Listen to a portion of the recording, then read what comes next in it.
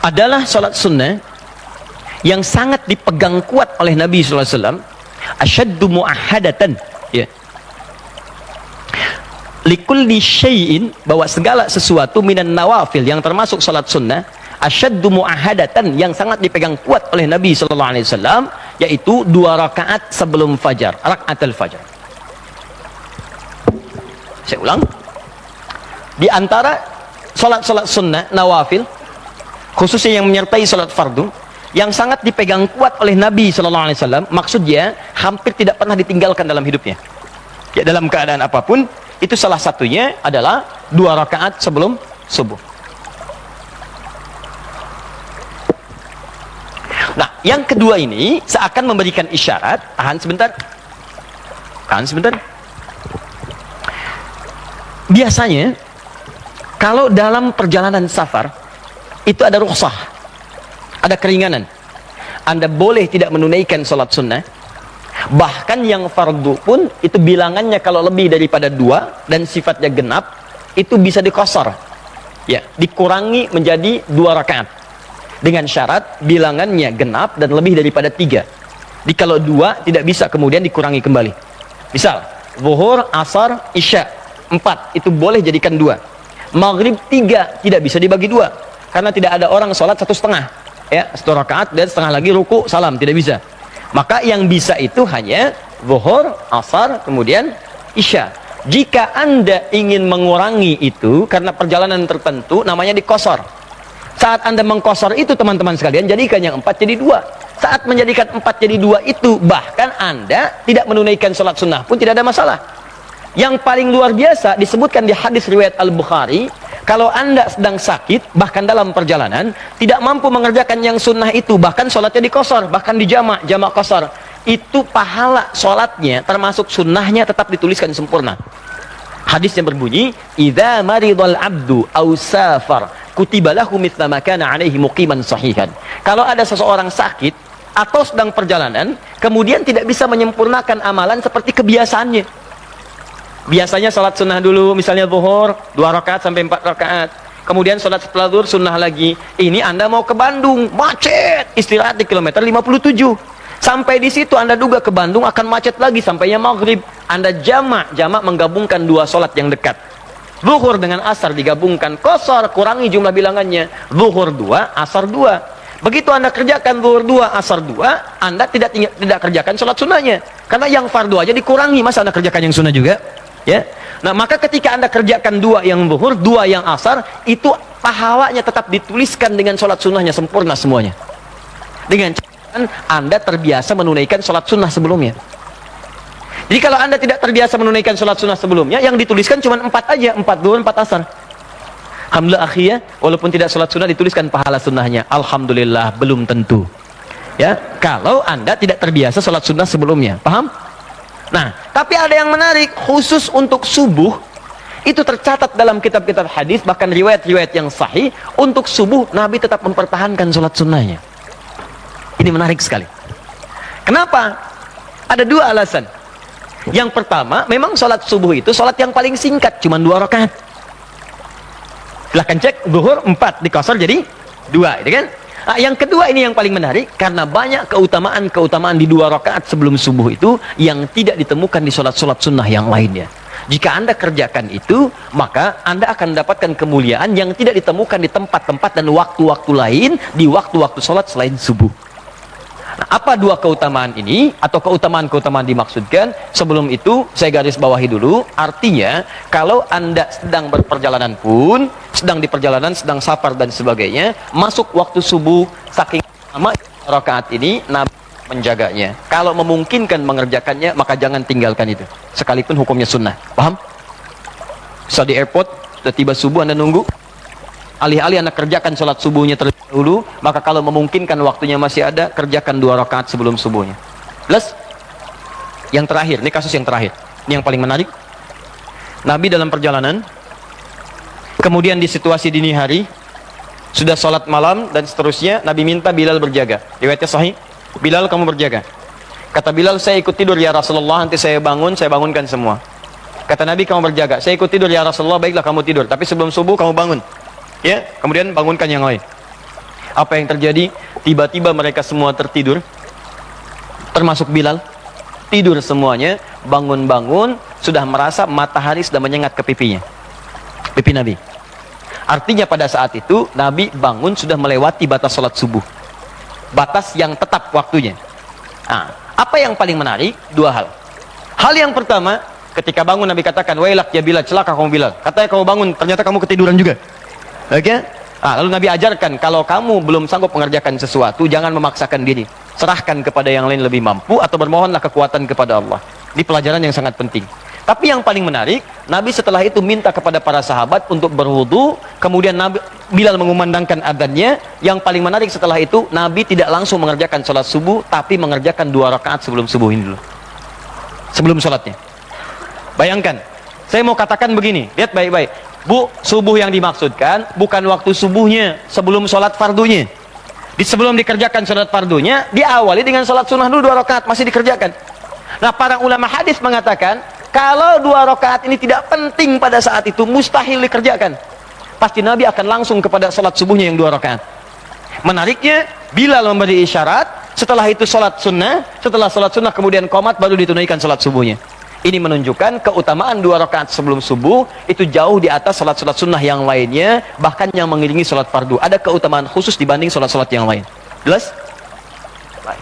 1, 2. Pertanyaannya, Ustaz, kok Nabi bisa kesiangan? Katanya Nabi, katanya Rasul, kok kesiangan? Nah, ini yang paling menarik. Teman-teman, mudah bagi Allah membangunkan Nabi saat itu mengatakan Muhammad bangun, waktunya subuh, selesai.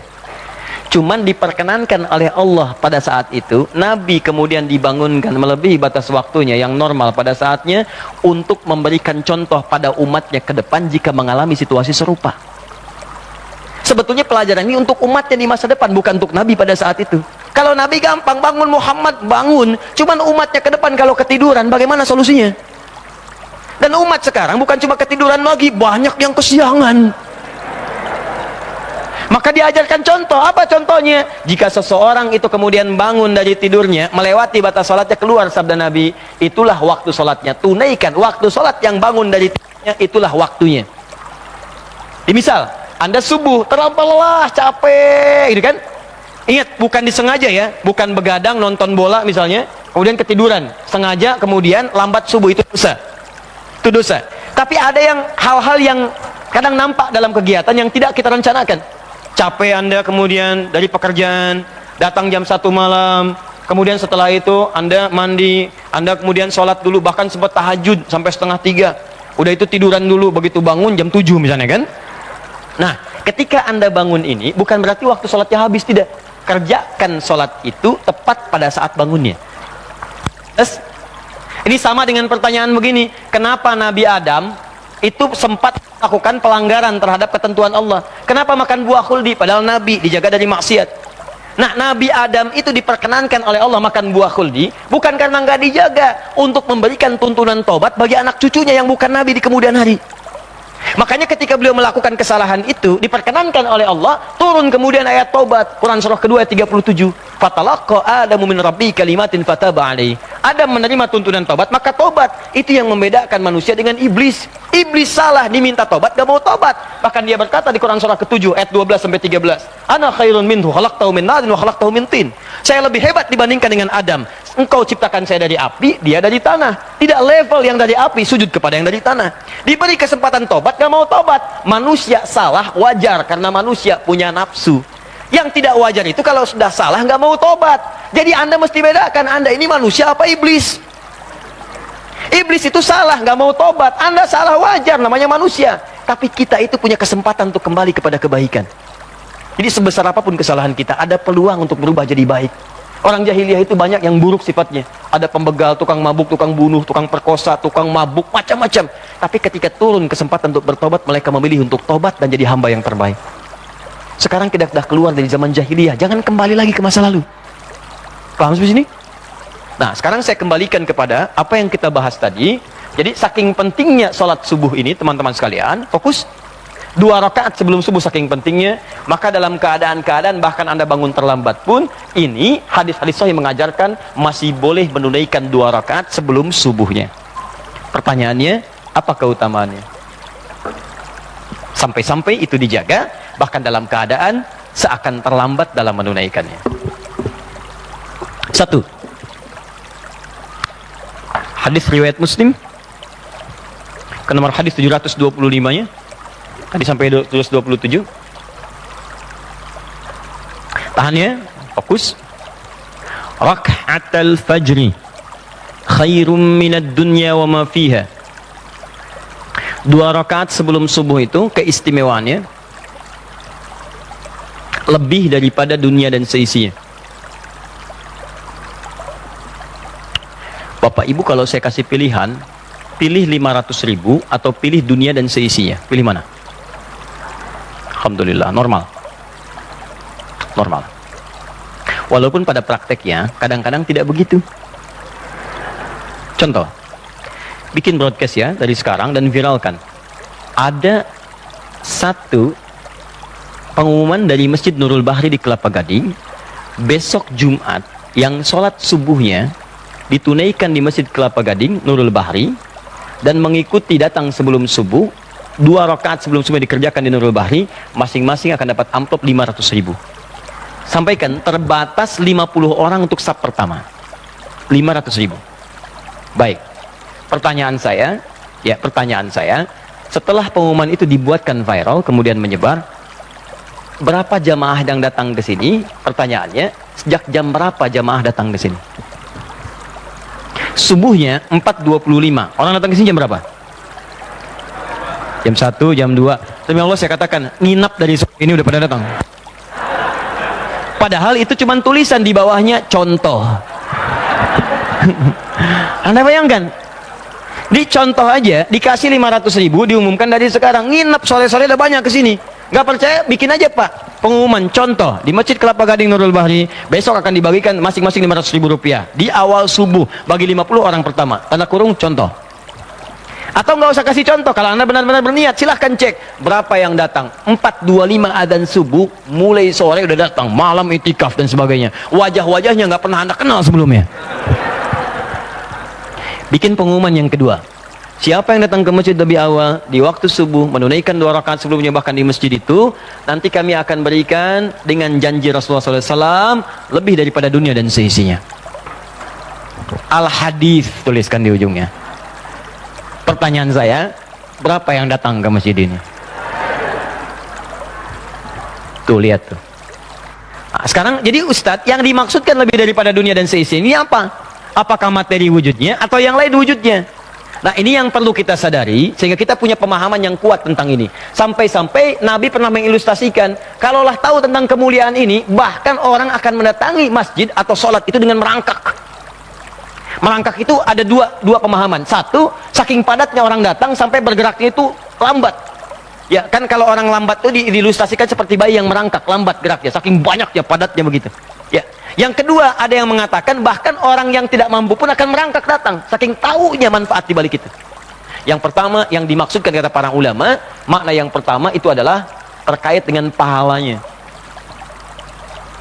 Pahalanya itu lebih daripada dunia dan seisinya. Anda bayangkan nggak, teman-teman? Baca Quran aja, satu hurufnya 10 kebaikan. Infak paling minimal 700 kebaikan. Datang ke majelis ilmu mendapatkan pahala 700 kebaikan. Tapi kalau 2 rakaat sebelum subuh, langsung jumlahnya lebih daripada dunia dan seisinya. Bukan 10, bukan 20, bukan 100, bukan 700, lebih daripada dunia dan seisinya. Maksudnya susah ngitungnya. Banyak ya? Banyak pahala.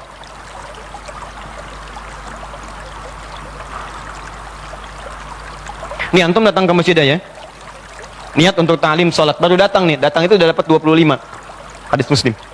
Satu keduanya 500 tahun, 2 ketiga 500 tahun. Kemudian sholat, kalau berjamaah 27, kalau sendirian 10. 10 itu di Quran surah 6 ayat 160, manja bil hasanati falahu asyru amsalihha. 10 itu satu keduanya 500 tahun, 2 ketiganya 500 tahun. Kalau dilanjutkan dengan ikut ta'lim, itu di riwayatnya Ibnu Abbas radhiyallahu ta'ala anhuma, dapat lagi 700 kebaikan. Sampai antum pulang, 700 itu dilipat gandakan, jarak satu keduanya 500 tahun. Jaraknya 500 tahun, satu keduanya. 2 ketiga 500 tahun, terus sampai akhir. Tapi kalau Anda menunaikan 2 rakaat sebelum subuh, itu pahalanya lebih daripada dunia dan seisinya. Langsung tanpa hitungan, saking banyaknya.